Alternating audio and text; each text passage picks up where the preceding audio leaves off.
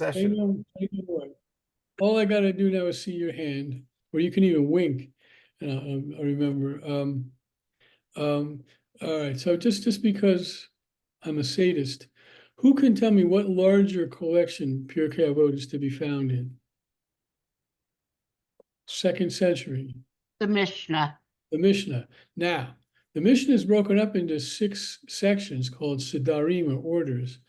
Who can tell me what Seder it's to be found in? That's the one worth the gold coin. Nizikim, which means damages. It's tucked in there among torts and legal stuff. What if 2 people claim a garment, who gets the garment? That's Baba Metzia, very famous opening of Baba Metzia. So I thought I discovered, or I think I rediscovered, because I've read this whole thing through at least once, chapter 5 of Pirkei Avot. And chapter 5 of Pirkei Avot, the pattern that we've observed through chapters 1 and 4, namely ascribing for these sayings to particular individuals, goes away. We don't know who said these things. It's anonymous. And some of them are very good. So I thought we would look at 2 or 3 of them before we get back to Ecclesiastes. So let me dig it up.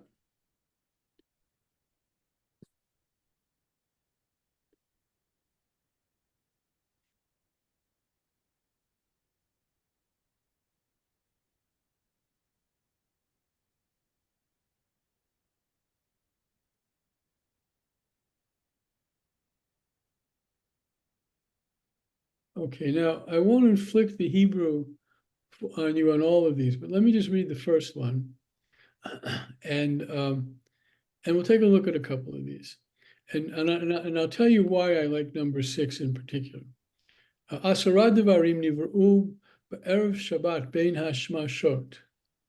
Elohen, pi haaretz ufi habe'er, ufi va'aton, va'keshet, v'haman, v'amateh, v'hashamir, v'hakatav, v'hamichtav, v'haluchot.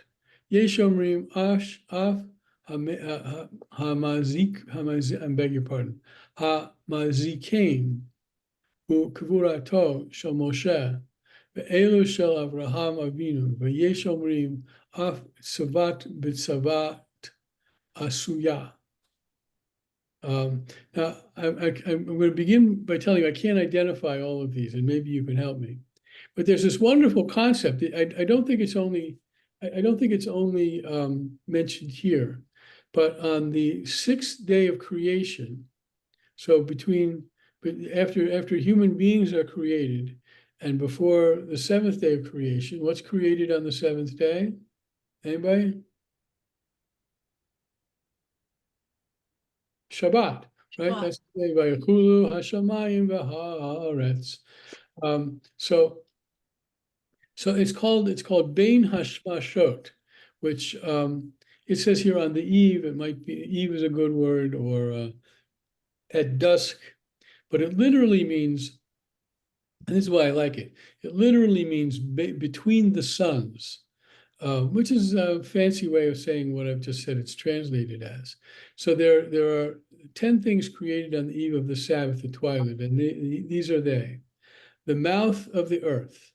Now, I could be a good student and look at Rashi on this and see what Rashi says. I'm pretty sure by the mouth of the earth is meant that those times in the Bible, and especially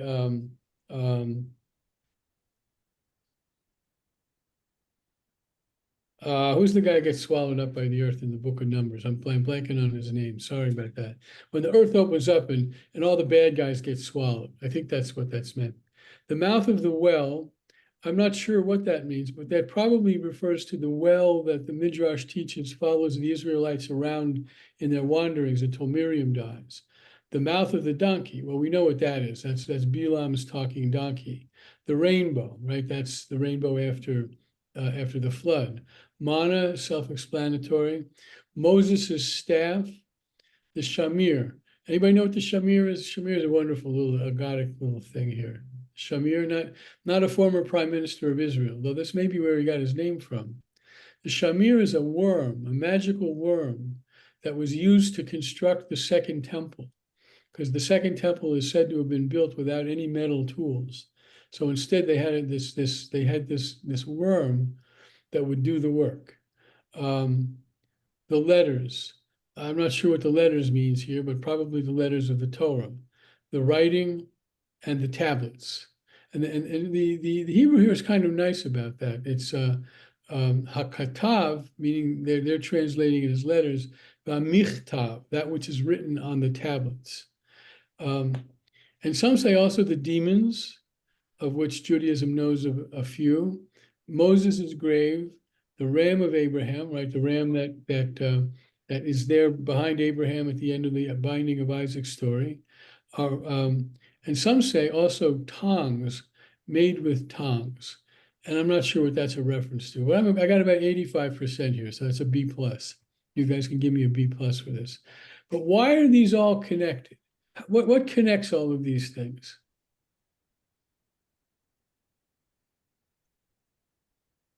Well, Moses does some of them. No, but they're all connected by one thing. Oh, Like God's generosity and kindness to people. That's a one way of putting it. It's not bad, but they're all miraculous, right? They all reference miraculous events. They all reference God's intervention in history, right? And so Maimonides picks up. I don't remember that he picks up on all of these. Now, by the way, about now, I'm really excited. About now, the publication of the new translation of Maimonides' Guide to the Perplexed is about to be put on the market by Len Goodman. I'm really interested in having a look at that. Maimonides says Maimonides doesn't want there to be actual miracles that break into the normative order of life. So Maimonides says that when God created the world, he embedded these into the creative, he used the creative process to embed these so that in the historical moment when they're required, they're there, but they're not there as miracles. They're there as natural things because God put them there. That's what I like about this. I'm not sure that there's much else to say about this unless anybody has any questions or comments.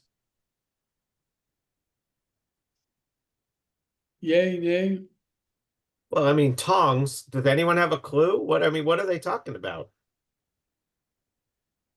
All right, I'm gonna have to look it up now that you're forcing me to. Let's see. I mean, it's sitting there at the end, and it's just so mysteriously unexplained. I'm gonna.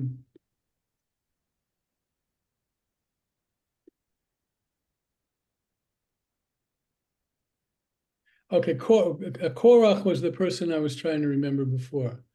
So that's the mouth of the earth. Mouth of the well is Miriam. Let's see.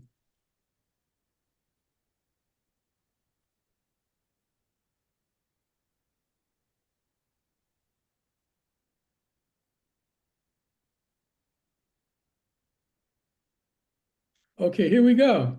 This is Bartanoro. He's a well-known medieval commentator on the Mishnah. Let's see what he says. It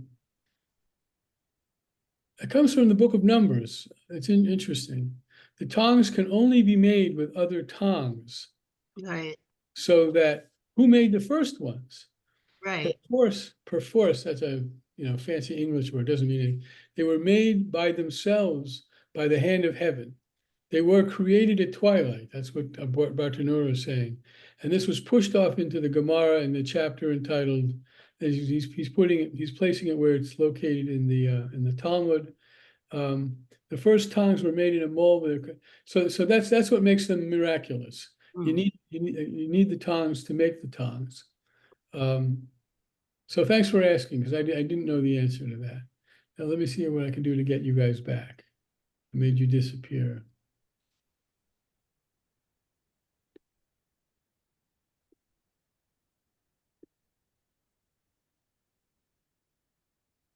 And, let's see what's going on.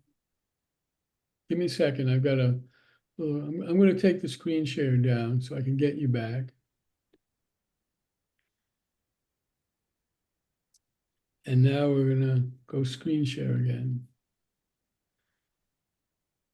So that's a sort of an interesting little. It's an interesting little tidbit. The others I want to look at are more, of the kind of pietistic variety.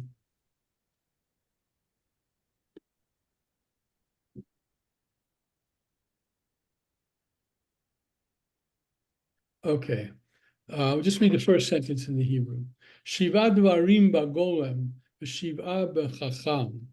Chacham ein medaber b'fnei mi shehu gadol mimenu, v'chochma u'v'minyan.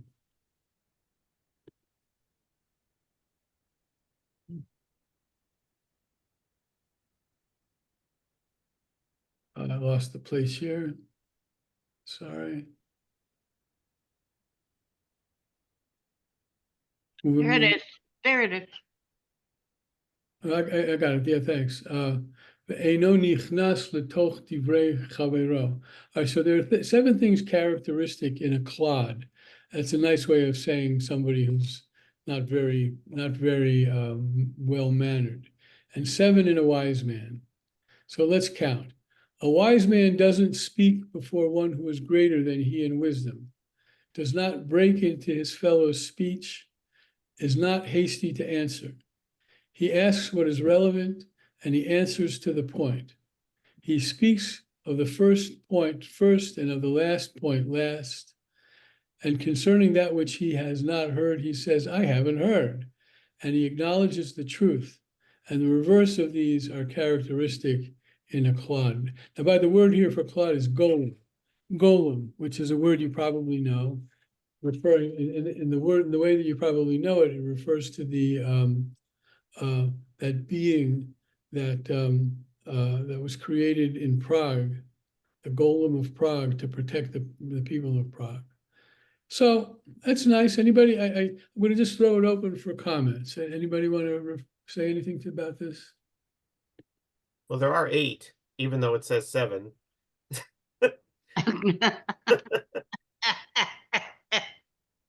I suppose a couple of them must be combined in their minds, but Yeah, yeah, that's possible. Or they're throwing one in as a bonus.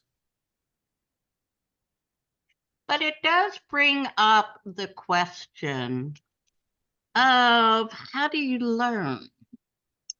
And I have to say that I am a clod in several points here because I do interrupt people and I do speak hastily. But if you're, for example, learning tennis, which is a skill, and I assume that not being a clod is a skill, you're not going to improve unless you play with somebody better than yourself. If you play with someone who is equal or is less than you, you're never going to have the challenge. You're never going to have to step up and push yourself. Yeah. So what do you think about that as a part of this? I mean, I'm supposed to recognize that somebody is wiser than I am, but I'm not allowed to speak and voice my opinion or ask a question, or I mean, what's up with this? Well, it's a really good point. And before I respond, I wonder if anybody else has a response. I have another thought, which is, what does the wisest person in town do? He's not allowed to speak at all? Oh, good point. Good point. Yeah. Who does he talk to? I don't know if that really means that, though. It doesn't it, isn't it more like waiting for someone to stop saying something before you say something, which kind of goes along with. Yeah.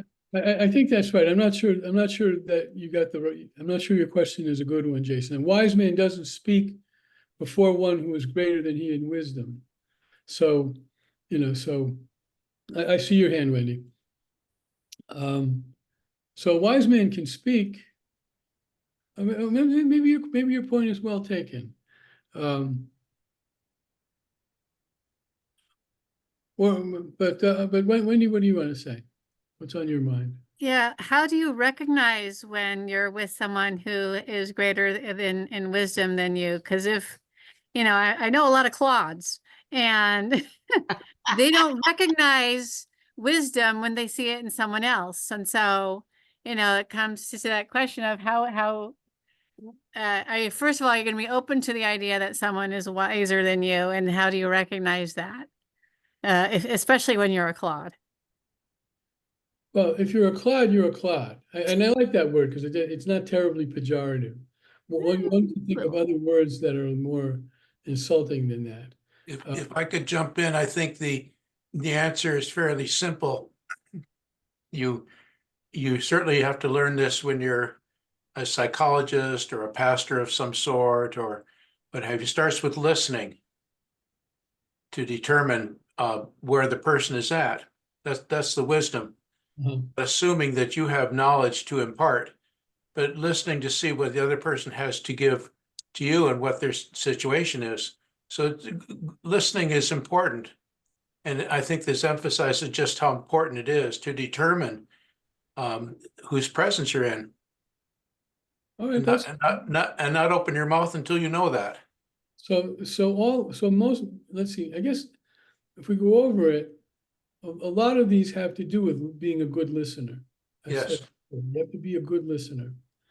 I have an answer to what Jane said, but I'm wondering if anybody else does or has anything they want to add to that, to this part of our discussion. Because I think Jane's point is really well taken. There's a kind of a binariness in this. There's a kind of an either or, and it also presumes a certain kind of intelligence constitutes wisdom, and we know better than that. But 2,200 years ago, when this book was written, they weren't insightful enough to know there are different kinds of intelligences, and that not everything in the world is binary. And you know what I mean by binary? I'm not talking about choice, gender choice, or that sort of thing, but that there are two ways and two ways only of knowing something, two ways and two ways only of doing something. So the question is, how, in our modern context, we recognize that, using the word intelligence, we know there are different kinds of intelligences. We know there are different ways of learning. And Jane, I think your example about tennis, although I'm not sure the sages had sports in mind, and I'm not being funny, but of course, learning a sport requires that you start as a clod, and maybe you become, an expert tennis player. Same with cooking. I have an unpublished children's book, probably will remain unpublished, where these two girls meet this fellow in a nursing home who starts off just out of nowhere, says to them, "How do you make French bread?" And he goes on to say, the first time you make French bread, it's going to come out all gooey. But the 10th time you make French bread, it's going to come out shiny and crusty on the inside and soft on the inside. And that's true about cooking or baking in general, right? The first time you make something, unless it's really simple, or unless you're really a genius in the kitchen, you have to make the same thing a couple of times before you get it just right. And the same thing with intelligence, with the kind of learning. A lot of the kind of learning that this world respects is a sort of rote learning, right? Memorization. I've heard any number of times. In fact, I met such a person, or at least he claimed to be such a person, because I didn't test him. The person that you take a pin and you jam it into a Talmud, they can see what part of the page it's on, and you tell him where the pin ends, page 122a, and he'll tell you just the exact word that the pin is resting on. Well, that's a certain kind of learning that, I'm also thinking of it in terms of student teacher. And I think all of us have had some sort of teaching experience. And there's that moment when you're explaining something. I was a history teacher, so I'm explaining something, and all of a sudden you can see they get it. Yeah. you Yeah. know, and they've been Yeah. asking questions and you've been trying to explain it. I once had a student who just couldn't understand this whole concept of customs and excise taxes before the American Revolution.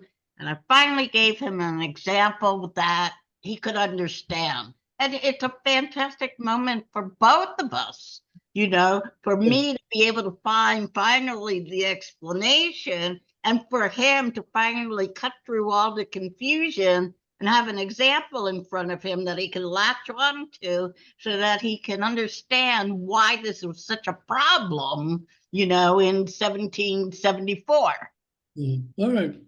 All right. Anything else? I want to do. I want to do one more. I had a specific one in mind. Let me find it.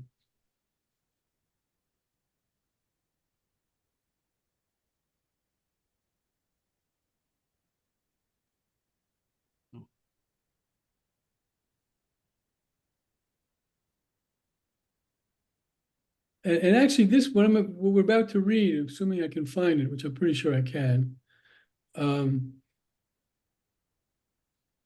Yeah, this is the one I wanted, number 15. Actually breaks the pattern of binary learning. So Arba minot beyoshvim lifnei chachamim sofog. I'm going to read the English.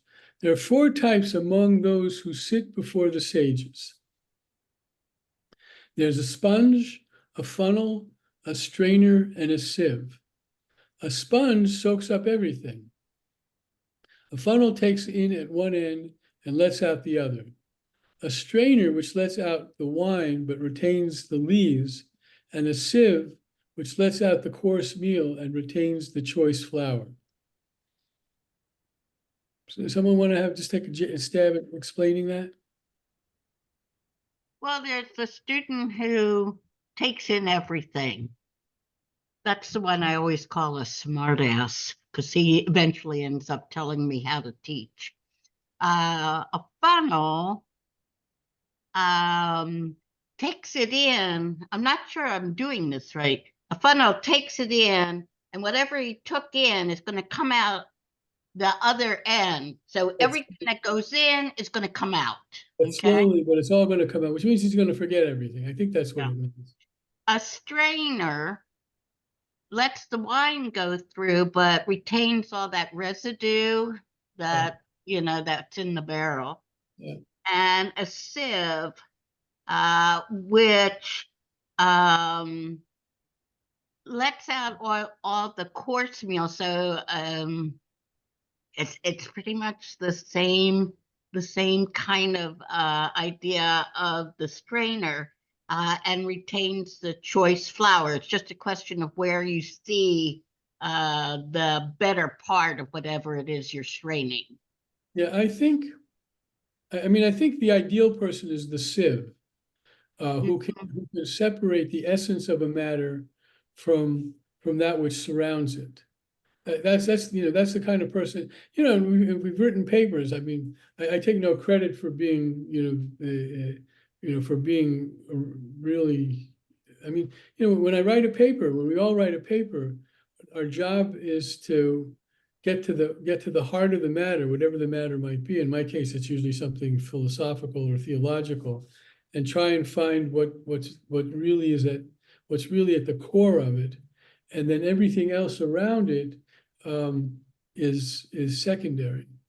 And then the other ways of learning are all insubstantial. That kind of person doesn't, never writes a book, or if the person writes a book, it never becomes a bestseller. Is the negative to the sponge that they don't know how to separate what's important? They just take it all. Right. I'm reminded of the image of the Sea of Galilee as opposed to the Dead Sea. In the Sea of Galilee, the fresh water comes in and it exits. The Dead Sea, it all ends up there and becomes dead. Yeah. That's probably even used in a sermon by your rabbi at one point. Well, I will now, though. Okay, so that's a couple from Pirkei Avot. Can I say would- one quick thing on what we just read? Sure. I would maintain that the sieve knows how to learn and the others don't.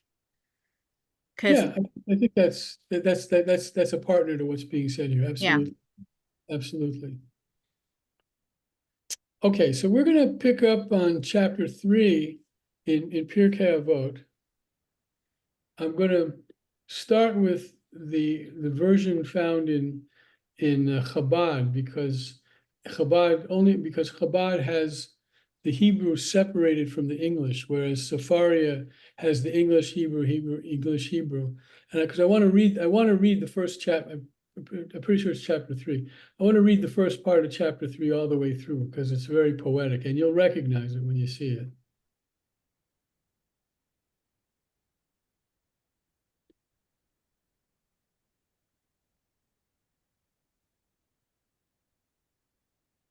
I read this at almost every funeral that I conduct. And sometimes I want to sing it, but if you want to sing along, you'll recognize it and you may want to sing it.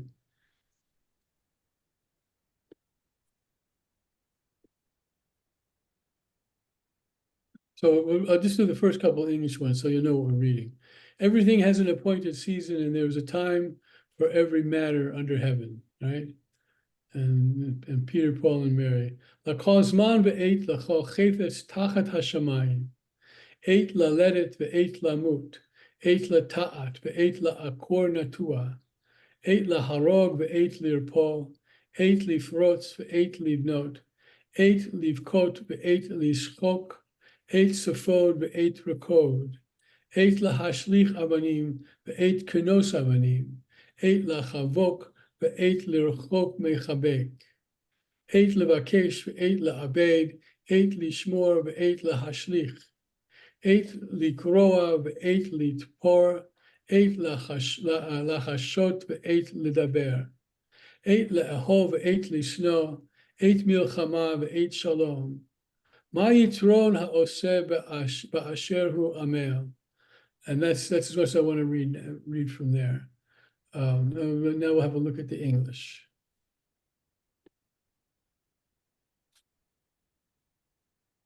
You all recognize it, right?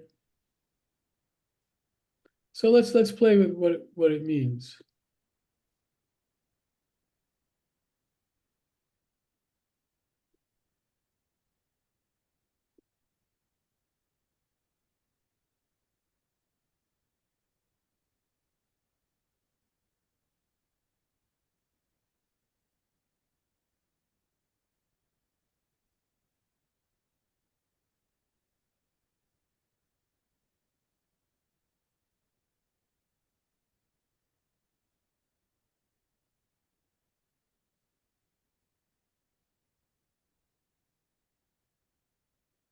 Okay. A season is set for everything, a time for every experience under heaven, a time for being born, a time for dying. Let's see what the footnote. It's not telling us why the note is there. A time for being born, a time for dying, a time for planting, a time for uprooting the planted, a time for slaying, a time for healing, a time for tearing down, and a time for building up, a time for weeping, a time for laughing, a time for wailing, a time for dancing, a time for throwing stones and a time for gathering stones, or as Pete Seeger had it, a time to gather stones together, a time for embracing and a time for shunning embraces, a time for seeking, a time for losing, a time for keeping and a time for discarding, a time for tearing, I prefer that, a time for sowing, a time for silence, a time for speaking, a time for loving and a time for hating, a time for war, a time for peace. So we'll get back to the rest of the chapter. I'm just taking down the screen. So what do we make of that? Well, what does that teach us? It teaches us order. There's order in the universe. This is not a random haphazard universe. Uh-huh. Okay, all right, anybody else? I think it tells us about change and that everything will ultimately change and is not a constant. And also letting go of what has been and embracing what will be.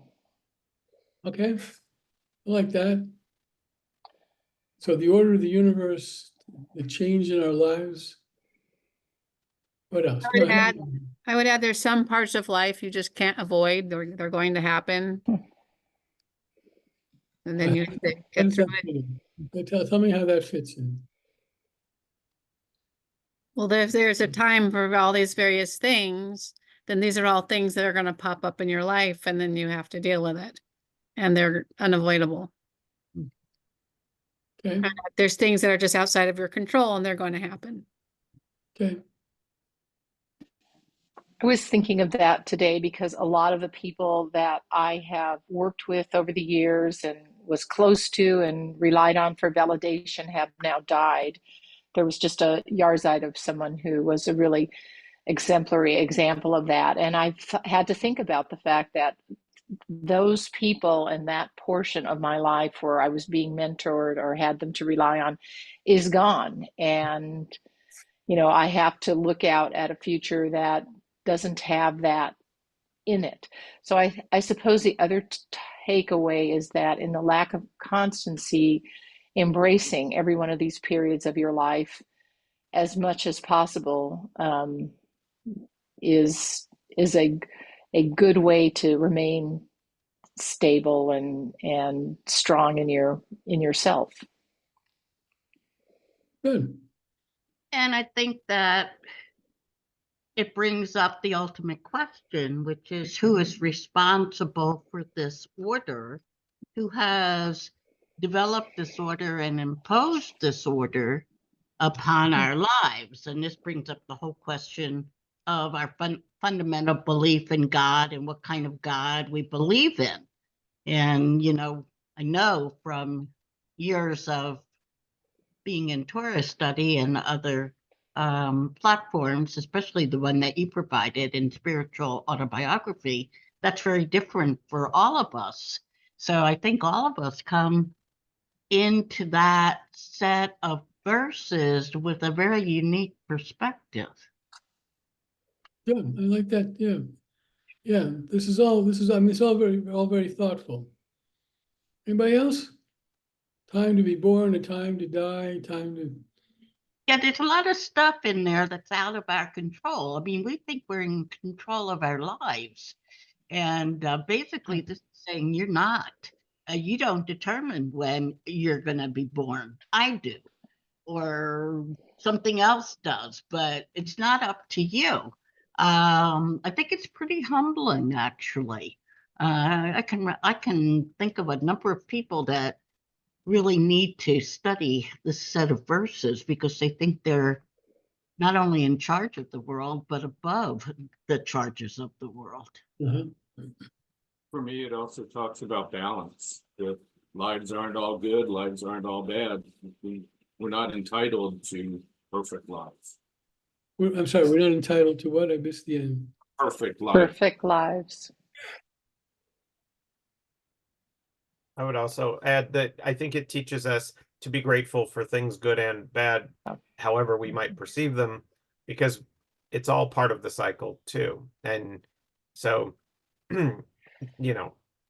thinking that you shouldn't be grateful for something just because it doesn't feel like it's the thing you want at that moment doesn't mean you know where it's all going. And there is a pattern, there is a cycle, there is something to just ride out, as Harry was saying. I think, have some equanimity, have some balance. I could jump it to another level. It shows also coming from the first chapter of the, vanity of existence. What makes one of these things better than one of the others? Is it better, to be born or to die? To plant or to not plant? It's a cycle of life. We seem to be disconnected from it. We don't bring any meaning to it. And one isn't better than the other. You take sort of negative view based on his opening statements in this book. So that's interesting. So in our seriously speaking, in our existential search for meaning, the word existential gets overused. In our existential search for meaning, these verses point out to us that there are these diametric opposites, antinomies, to use Hegel's Kant's term. There are these antinomies in life, and we need to embrace all of them. Yeah, one isn't better than the other, but the author, my comments last time, he is searching for truth. He's not a nihilist. He's not saying this is all you get. He's searching, and this is a book for people that are, my mind is perplexed, and searching for that the ground of being to find that connection. And this is just another way of looking at those verses, the ones we've just read. Yeah. All right. All right. Now, I want to ask a question, which may be a totally foolish question, and it's probably unanswerable. But you all know the song, right? Pete Seeger wrote it. It's very popular. It's got partly because he could put a good melody to it, and that may be the total answer to the question. But it's a very popular song. I mean, I don't know that it ever made it to the top 40, but it was covered by a lot of people, famously Peter, Paul, and Mary, Pete Seeger too. Why is it a popular? We're all old, Rabbi. We remember. Was that I think the birds had the biggest hit with it, if I'm not the mistaken. Birds? That's right, the Birds. Very good. Who are the birds? Yeah. Why was it a popular song? Well, back then, folks, things that were derived from Woody Guthrie and more folk music, and the Vietnam War was going on, and so people were more thoughtful about. I shouldn't say it like that. When you compare the music of the 60s, which were, derived a lot from protest and from people seeking justice and the great society movement, the music was a little bit, well, one, you can understand the lyrics, but it was more focused on accomplishing good and bettering oneself, and in comparison to what we hear today. And an example I can give, there was one of the kind of great grandfathers of rap was a guy named Gil Scott-Heron.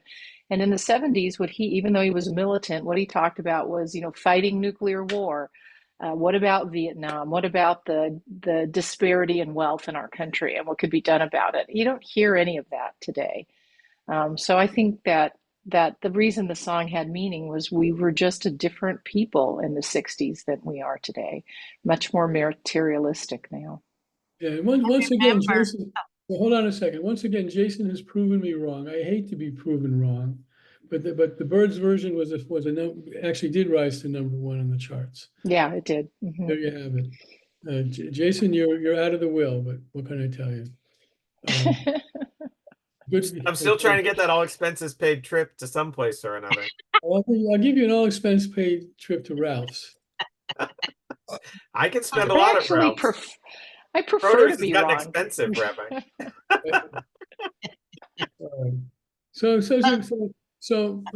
Anything else to add? We'll go on now. Now I think we're gonna see something today. I'm not gonna go till noon today, but we're gonna go through the rest of chapter 4.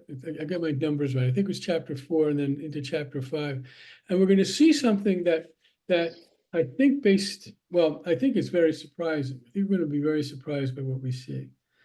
Anything else about this, though? It's really nice. It's really beautiful, really open to vast interpretation. And the reason I read the Hebrew is because I tried to read it as best I could as a poem, because it is poetic. Referring back to Melissa, I mean, I remember the first time I heard Both Sides Now, which was on the radio, and I was at the University of Wisconsin. And I was washing the dishes. And I remember being thunderstruck when I heard that song for the first time. I think the sink almost overflowed because I was listening so intently to the words instead of paying attention to what I was doing. But she's right. You're right, Melissa. We were totally different people then. Much more thoughtful, much more concerned. And Well, this gets us off into a whole different discussion, so I'm going to stop I just think of the exceptions to that, but, all right, so who wrote the song? Jane? who What do you wrote? got? What do On you both got? sides now. Woody Woody- Guthrie. Yeah. No, Joni Mitchell. Oh, Oh, Joni, Joni Mitchell. Bieber Yeah, do there it? you go. Who Woody did it? Guthrie. don't Joni you think at Mitchell. the time of self-improvement, the 60s, because people were into enhancing drugs experiences, and it was more like, what can I do to improve myself? So I think that song addresses that. Well, I have to. I just want to make sure everyone knows I was just a little wee child, but I had older siblings, so I heard all this Well, I music. was in graduate school. I was a big adult.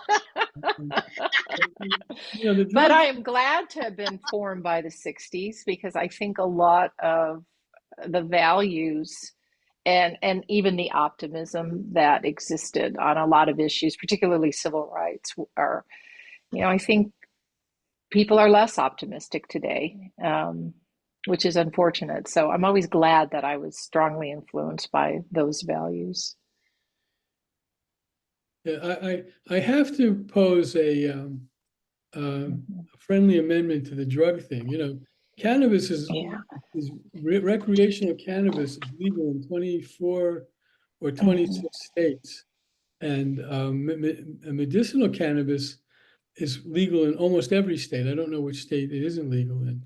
And if you want to, if you want to get an ID Wasted. that allows you to get medical cannabis where in a state where it's not recreationally legal, you know, your doctor will take the flimsiest of excuses. So my point is that was the drug of choice back in the 60s, and one always looked over one's shoulder when indulging, though I never did. And now Never inhaled, Rabbi? nowadays you don't got to. Never looked over your shoulder or never tried that? But yeah, of course, I mean, the 60s were a special time, and I think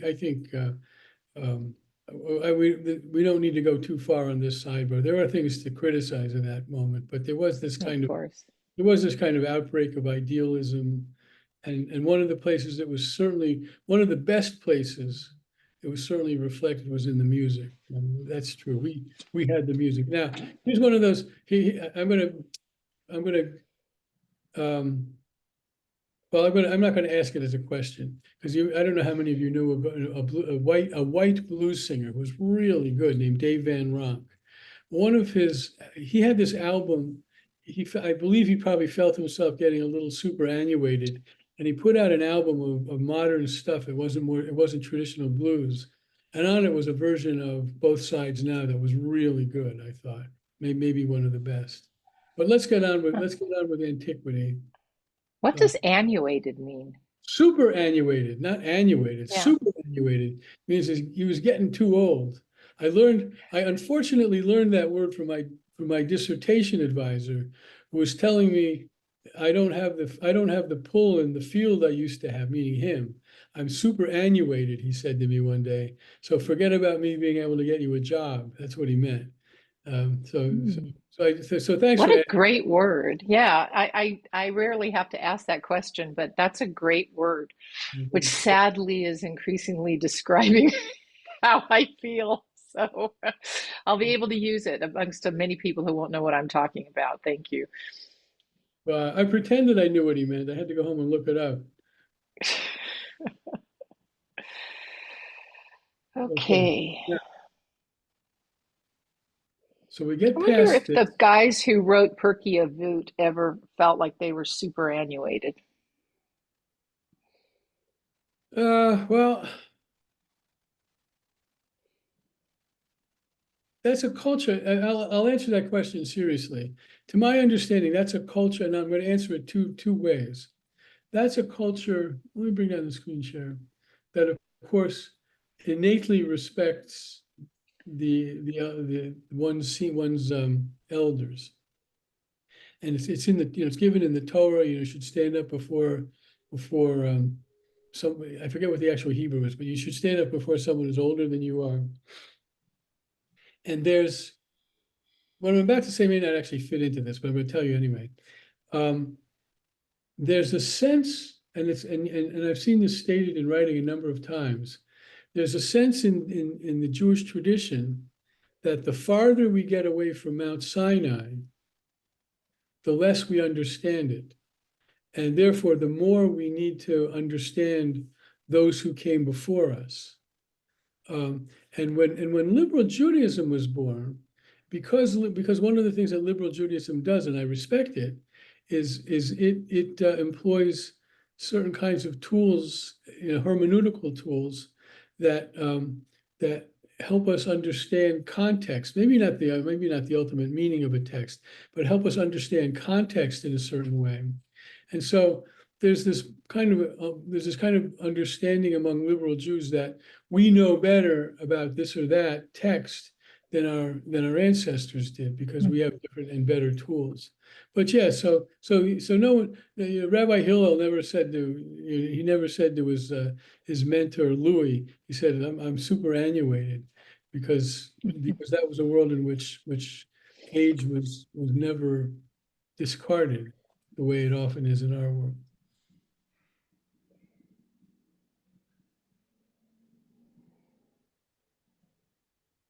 Okay, now I've lost the text.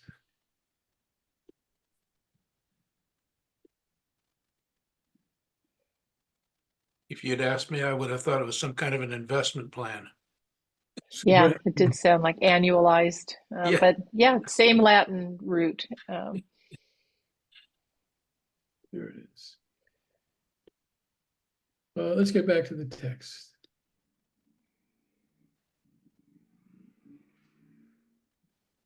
So what value then can the man of affairs get from what he earns? I'll read a little bit of this and then we'll see what we have to say about it. I have observed the business that God, now this is the first time, if I'm not mistaken, God is mentioned in this text, where we had to get to chapter 3 before God is mentioned.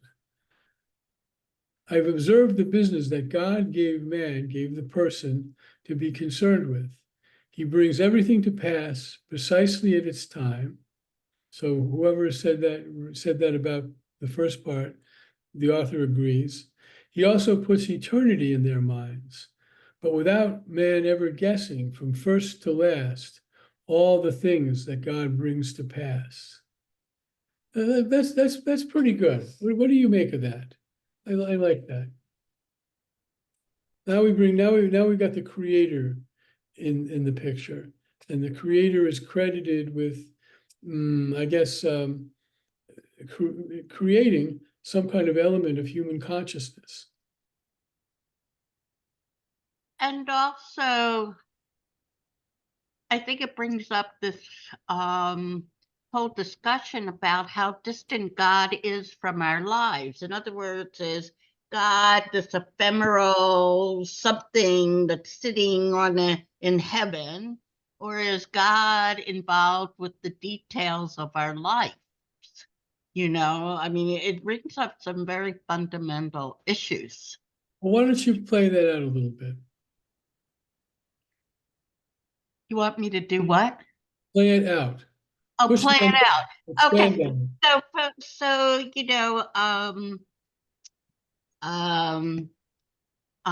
did God just like the deists of the 18th century? They believe that God created the world, wound it up, stepped back, and then he's just going to see what the free will of man is going to do. Okay, so God is very distant. On the other hand, things happen in your life and you say, wow, I mean, this just kind of came from nowhere. There must be a God. God must be involved in something like this. I just went through this. When I moved in with my husband, my house in Riverside became a rental house, and I had the same renters for 14 years, which is, an unbelievable expanse of time. And they finally moved out. The youngest son is getting married, and he moved out, which I think was really stupid. So there I am on this trip on the Rhine, getting really, really sick. And I get a text from the tenant that they're moving out in 3 weeks. And I haven't been inside the house for 14 years. I have no idea what the damage is, et cetera, et cetera. To make a long story very, very short, when I came back, I had lunch with an ex-student of mine, and who has become a friend. And she's an assistant DA up in Victorville. And she was talking about her boyfriend, and they're going to get engaged and they're going to get married, and they just moved into a rental house, and they don't really care that much for it. And I said, well, isn't that interesting? I have a house that's available for rent or for sale, and they're looking to buy a house because Uh-huh. they want to start a family. And the end result is they're moving in July, and they're going to rent for a while, and then they're going to buy my house. And don't have to deal with any real estate agents, people tramping through the house, et cetera, et cetera, et cetera. And I looked at her and I said, it almost makes me believe in God. Yeah, because these are details. And I wasn't even going to go to this lunch date because I still felt so badly, but I did. And this is the result of it. So God being involved in the details. And I mean, it's a special moment. And the thing that really pulled it together, was not just the house and all the attributes of the house, which was what she was looking for. For her, the most meaningful part of this is that she is going to raise her children in my house. That's Because good. we have this bond, and it just sealed the deal. And it was totally, you could say, I mean, my uncle Hank would say, oh, this is totally copacetic, totally random things happen, blah, blah, blah, blah, blah. But, I can't help but feeling that someone had the puppet strings. Yeah. All right. That's nice. So anybody want to add to that, anything to that? No, but I wanted to say, I have to say, this is one of my favorite moments in all of the Bible, New and Old. Gam et haolam, Natan b'livam. What This verse? author clearly is aware Hey, what of, verse are you reading? What verse are you reading? the 11, the olam. Uh, This author, to me, has to have been someone who clearly is very conscious of the Genesis 2 and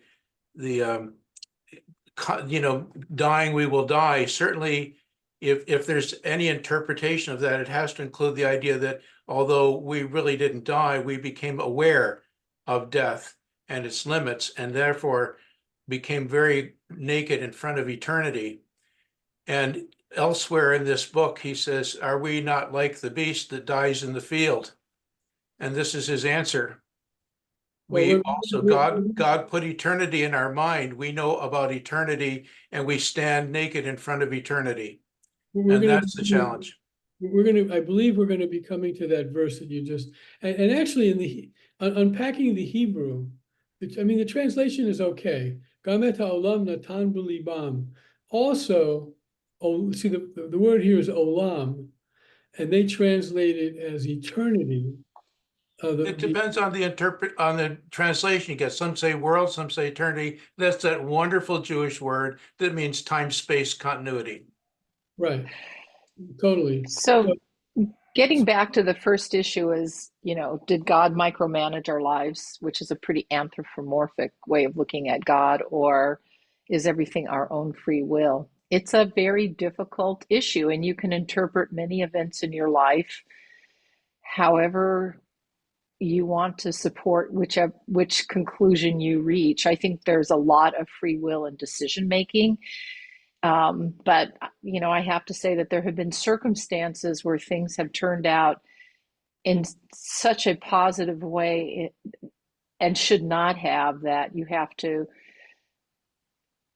certainly give thought to the fact that someone is looking out for your best interests. Alternatively, I just don't think they have to be mutually exclusive. I mean, in James' example, one could interpret God created a context by which those events occurred without going to God specifically pulled the puppet Mhm. strings and made them. She made the choice, and her renter made the choice.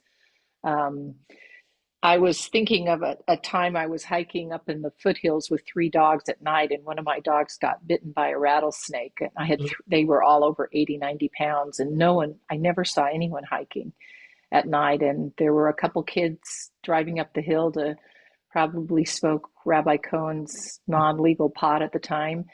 And they were willing to take all 3 of these gigantic dogs in their car, find a vet that was open, actually get someone to let them use their cell phone, even though they were young, probably illegal immigrants.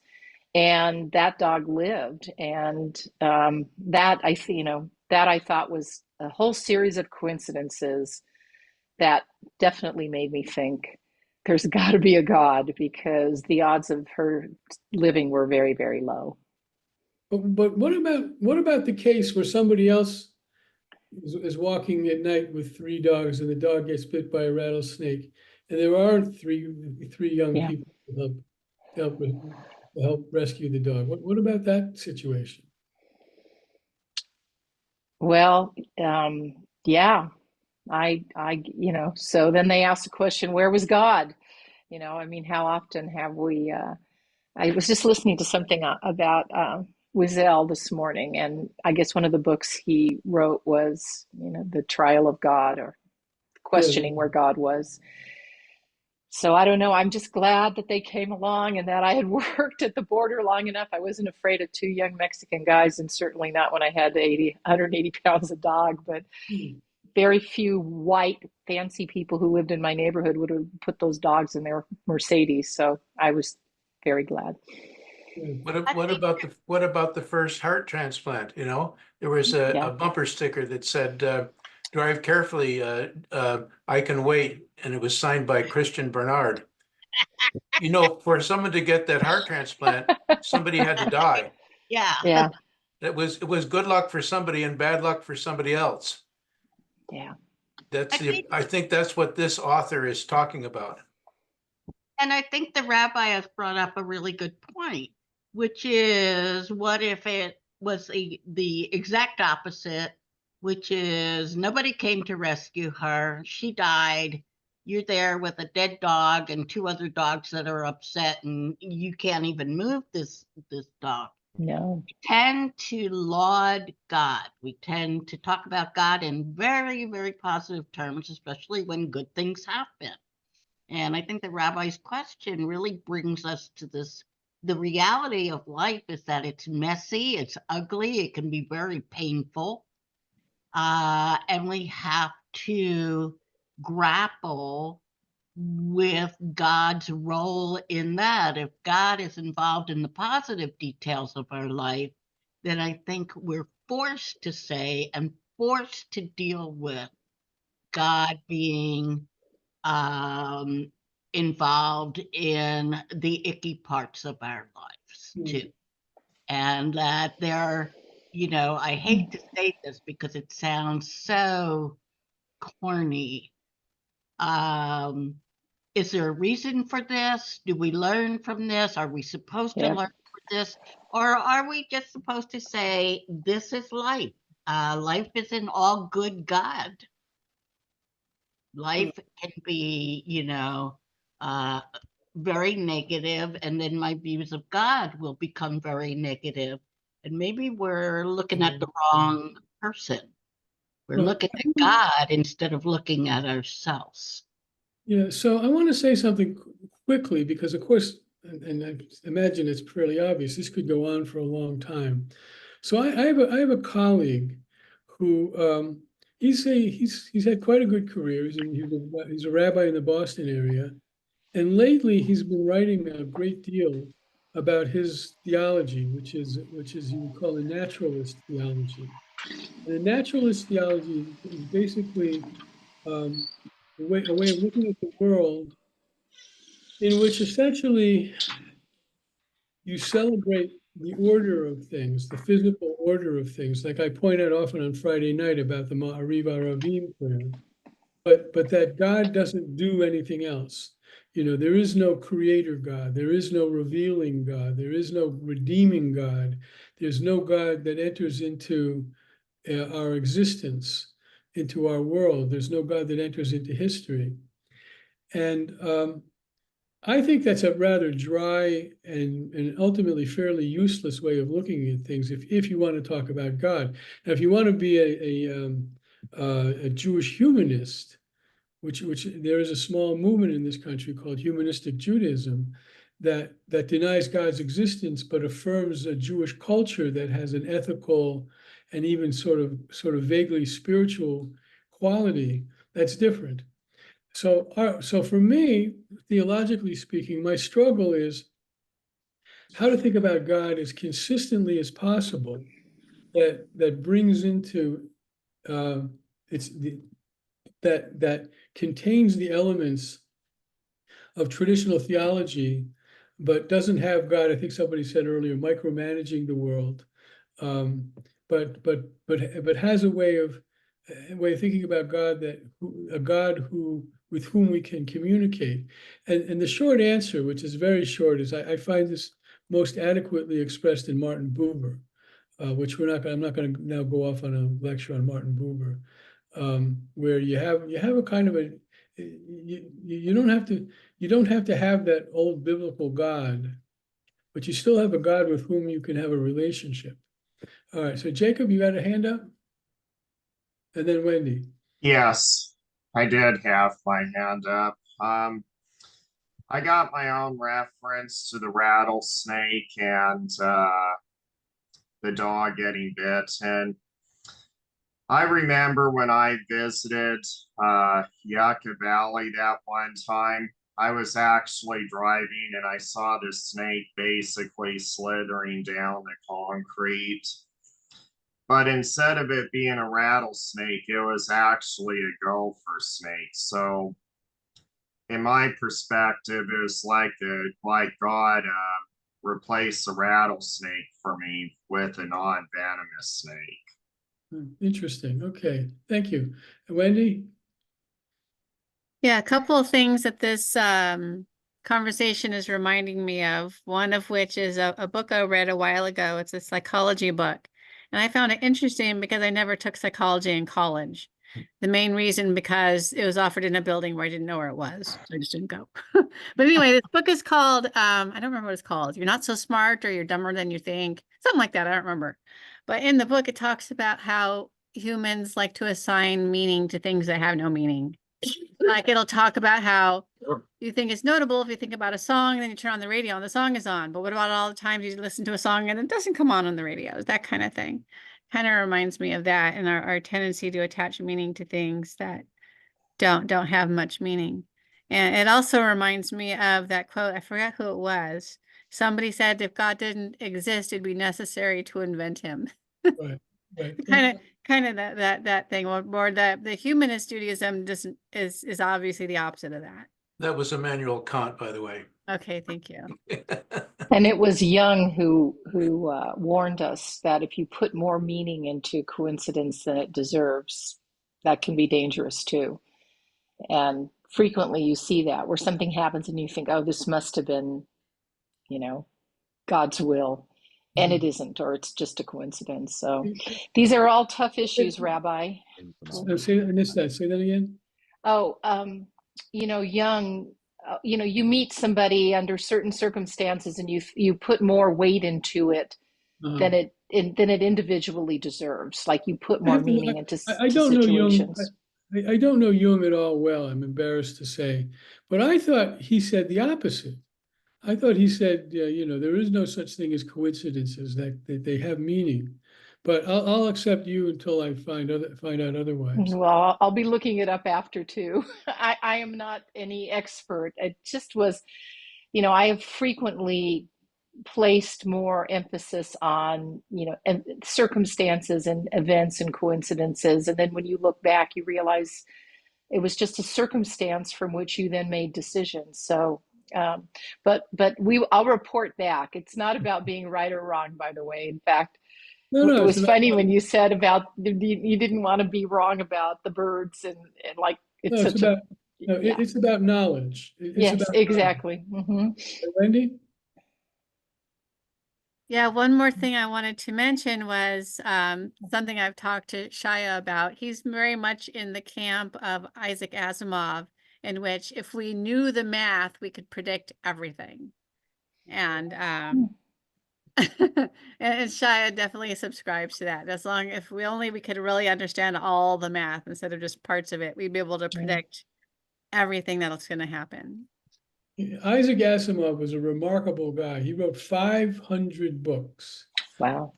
I wrote an article about Jewish science fiction once, so of course I had to mention him. And I postulated that the only way he could have done that was, and of course he died before computers. He wrote one book on one typewriter, simultaneously writing a book on another typewriter while dictating a book to a secretary. That's the only way he could have written 500 books. So if you had to read one of these 500 books, what do you recommend? Well, I read a lot of his science fiction. I didn't read a lot. He wrote popular science, which I didn't read. I see. He wrote a book celebrating his 100th book was a book celebrating the first 99. But his science fiction is pretty good. The Foundation series that Wendy was alluding to is quite good. And I've recently had occasion to look at a book. He wrote a trilogy about a detective, one of which was a robot. And I didn't read the whole, I didn't reread the whole trilogy, much less the whole first book, but his stuff holds up. His stuff holds up. He's got a nice breezy style. And he's got a pretty good handle on all those elements that go into writing fiction, plus he knows the science. So I think the Foundation series is a good one to work with. And then of course, I tried watching the TV series that was made out of that, and it so does not represent the books. I couldn't read it. So, I think I'm going to call it now. We'll get back to this, and we got to get into the next chapter at least in 2 weeks, because I'll give you a Vorspeise. It still has God in the picture, but it seems to repeat the dismal worldview of the first chapters, but now God is in the picture. We'll have to wrestle with that. Thursday, if you can make it, we got our second class with me and Chris Layton. And I thought the first one went pretty well, so you might like the second one. We're going to be talking about Jacob and Esau. Let me bring down the screen share here. And as always, thank you all for coming. You make these discussions really worthwhile. Nice to see you all, and all the way from Ontario. You should all be impressed that someone's coming to us from Ontario. Well, I wanted to say, I hope when you go up north to Danville, if you continue Torah, that you send people links, because it's been enjoyable, spending time with you, and it's always interesting. Which reminds me of a short story I wrote, which is not yet ready to be published. It's about a rabbi who's ending his career as an interim rabbi. It's not autobiographical, but except insofar as it reflects my experience. It's not about me. And as he's getting ready to leave his first pulpit in Philadelphia, he's been teaching a Torah class that's gone so well that that they're all reluctant to leave. And I have this story placed before COVID, but Zoom has been around before COVID. And somebody says to him, "Do you know about Zoom?" He didn't. And so, but the short of it is, like you just suggested, he invites them to join him on a Zoom class in his next pulpit, and his next pulpit, and his next pulpit. Yeah. And people from each pulpit keep following him until the end, when he's got, if you know how it is, he's got so many people on the screen. They're all in different, they can't get them all on one screen. Yes. So I'll be happy to send you the link, and feel free to join, because I'm definitely going to continue this. And my predecessor there does not teach Torah, so I may have to spend some time building an audience. So if you want to join me as a pre-established audience, that would be great. But we're not done yet. We got a few more classes before I leave. Yes. Mhm. So Shabbat Shalom and Shabbat Shalom, everybody. Shabbat Have a shalom. nice day. It's beautiful. Shabbat shalom. Shabbat Shalom. Shabbat Thank Shalom. you. Thank you.